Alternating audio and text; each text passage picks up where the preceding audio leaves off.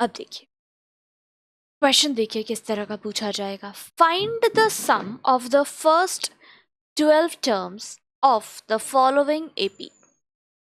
निम्न समांतर श्रेणियों के प्रथम 12 पदों का योगफल ज्ञात कीजिए। अब देखिए एक एपी गिवन है हम लोगों को, ठीक है, और बोला गया है सम ऑफ फर्स्ट 12 टर्म्स। तो एस एन का फॉर्मूला तो हमें पता है, n/2, और यहाँ पर हो गया 2a plus n-1 into D. अच्छा, इसमें एक और चीज, a और d तो हमें पता है क्या है। a हमारा है फर्स्ट टर्म, d है कॉमन डिफरेंस,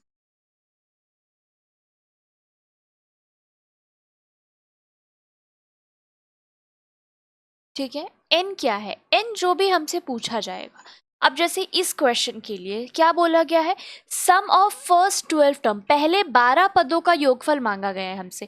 पहला जो 12 टर्म है उसका हमसे सम पूछा गया है। तो यहाँ पर n का वैल्यू क्या हो जाएगा, 12। जितने भी टर्म्स का हम लोगों से सम मांगा जाएगा वही हमारा क्या होगा, n का वैल्यू होगा।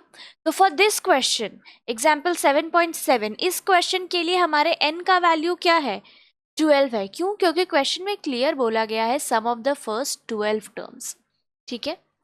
अब देखिए इस क्वेश्चन, अब एस एन का जो फॉर्मूला है n/2 a2a plus n-1 into D. तो इसके लिए हमें तीन चीज़ें ही चाहिए ना, हमें फर्स्ट टर्म चाहिए, a चाहिए, कॉमन डिफरेंस चाहिए, d चाहिए, और n चाहिए, ठीक है। तो चलिए पहले इस क्वेश्चन से हम लोग a, d और n का वैल्यू निकाल लेते हैं, ठीक है। उसके बाद हम लोग बढ़ेंगे इसको एस एन के फॉर्मूले में पुट करने में। सबसे पहले द गिवन AP इज, क्यों लिख रहे हैं, क्योंकि A और D का वैल्यू तो यहीं से निकालना है ना, 11, 16, 21, 26 एंड डॉट डॉट डॉट। अब फर्स्ट टर्म तो निकालना सबसे आसान काम है भाई, लिख लेते हैं first term is equal to A, जो पहला है 11 लिख लेंगे। अब कॉमन डिफरेंस D निकालना है ना, अगर AP गिवन है तो कॉमन डिफरेंस और फर्स्ट टर्म तो अब हम लोग बहुत आसानी से क्या करेंगे, 16 माइनस 11 कर लेंगे, है ना। सेकंड वाला को पहला वाला से माइनस कर लेंगे, 16 माइनस 11 करेंगे कितना आ जाएगा, 5 आ जाएगा, ठीक है। अब मैं आपको और 21 माइनस 16, 26 माइनस 21 करके अब मैं नहीं दिखाऊंगी, ठीक है। आगे जितना भी हम लोग सम किए सब में मैंने करके दिखाया है। बट अभी क्या है, अब हम लोगों को पता है कि हाँ भाई सेम ही आने वाला है। क्यों, क्योंकि क्वेश्चन में गिवन है कि वो एक एपी है, और अगर वो एपी है तो कॉमन डिफरेंस जो है वो किसी भी टर्म को किसी से आप माइनस करोगे तो सेम ही आएगा, ठीक है। तो 16 माइनस 11 इज इक्वल टू 5 हो गया। अब इसके लिए n क्या है, क्या बोला गया है, फर्स्ट 12 टर्म का वैल्यू निकालना है ना, तो n तो यहाँ पर क्या हो गया, 12। नाउ अब हम लोग फॉर्मूला लिखेंगे, क्या लिखेंगे, वी हैव, क्या फॉर्मूला हम लोगों के पास है, S n is equal to n/2 2a plus n-1 into d. अब देखिए पुट कर देंगे सबकी जगह वैल्यू, n का वैल्यू क्या है 12/2, a का वैल्यू क्या है 11 प्लस n-1 यानी 12-1 इंटू d का वैल्यू हमने क्या निकाला है 5 इंटू 5। बस अब इसको हम लोग सॉल्व कर देंगे।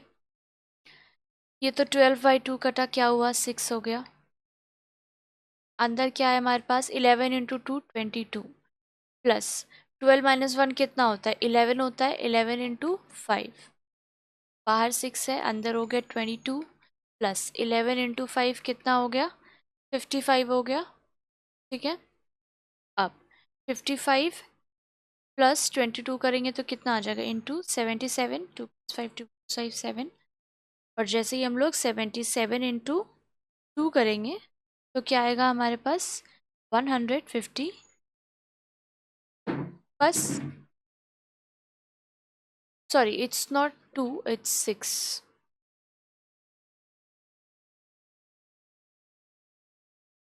यहाँ पे बाहर 6 था ना, लिख लिया। 6 इंटू 22 इंटू 22 प्लस 55 करेंगे तो क्या आएगा 77, राइट। और 77 में जब 6 का मल्टीप्लिकेशन करेंगे तो आएगा 462। आप ये मल्टीप्लाई खुद से करके चेक कर लेंगे। बस यही पूछा गया था। क्वेश्चन देखिए क्या था, find the sum of the first 12 terms of the following AP. पहले 12 टर्म का सम निकालना था।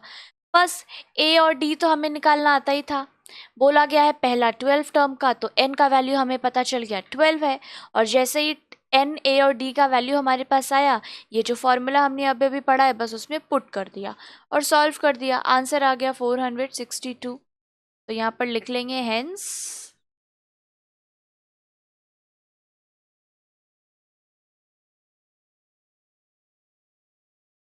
the required sum is 460।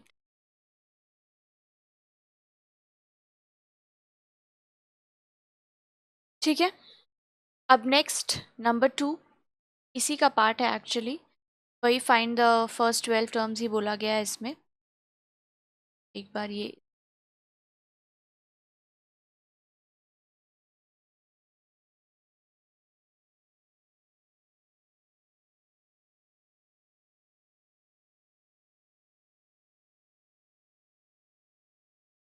चलिए, इसका भी हमें क्या बोला गया है, सम ऑफ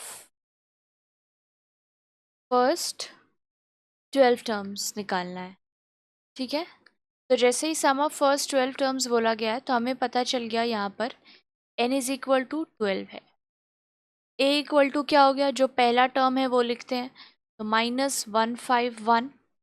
और d इक्वल टू क्या हो गया, -148। अब देखिए ये माइनस में गिवन है तो एकदम ध्यान से साइन का इस्तेमाल होगा। सेकेंड टर्म को हम लोग क्या करते थे, माइनस करते थे पहले वाले टर्म से। तो एकदम जो है एज इट इज़ वैसे क्या करना है, कॉपी कर लेना है। ठीक है। अब देखिए, अब ये क्या आया, ब्रैकेट से निकालेंगे -148 और ये क्या हो गया, माइनस माइनस प्लस 151। ठीक है। तो अब क्या हो गया, 151 माइनस 148 है ना। इसको ऐसे भी आप लिख सकते हो क्योंकि ये प्लस में है, ये माइनस है। तो क्या वैल्यू आएगा इसका, 3। सिंपल। तो n इज इक्वल टू 12 आ गया, a is equal to -151 and d is equal to 3। Now क्या बोला गया है, सम ऑफ फर्स्ट 12 टर्म्स का वैल्यू निकालना है। तो जो फॉर्मूला है हम लोग के पास वो लिख लेंगे। तो ये हो गया, we have S n is equal n/2 2a plus n-1 into d। बस अब वैल्यू पुट कर देंगे। n की वैल्यू क्या है यहाँ पर, 12/2। 2 इंटू ए की वैल्यू क्या थी, -151।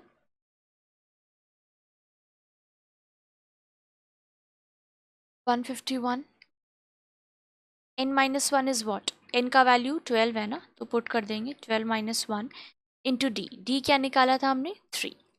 बस अब इसको सॉल्व कर देना है, इसको कट करेंगे, कम 6। अब माइनस प्लस यहाँ पर ध्यान रखना है, तो ये हो गया 151 इंटू 2 करेंगे हम लोग, ये आ जाएगा माइनस, क्योंकि यहाँ पर माइनस है, -302 प्लस 12 - 1 कितना होता है, 11। और ये हो गया 11 इंटू 3